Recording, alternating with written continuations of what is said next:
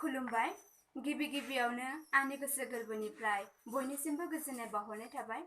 आंनि मुङा बिसुदेमस्रि बर', गामि बरपथार, जिल्ला बाक्सा, लासो बरपथार।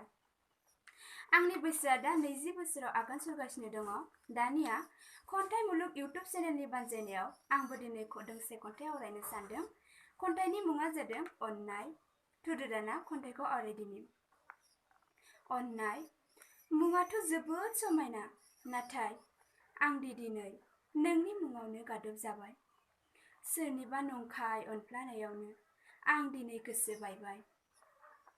सानस' मोनाखैमोन नोंनि गेवलां फोथारावदि गोदैनि अनगायै गोबाब, गोखा, बिखा आलौनाय फान्दायनायनि सोलोआ हाबनानै दं होनना।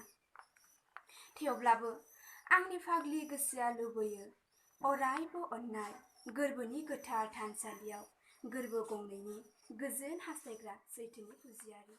गोजोन्थों।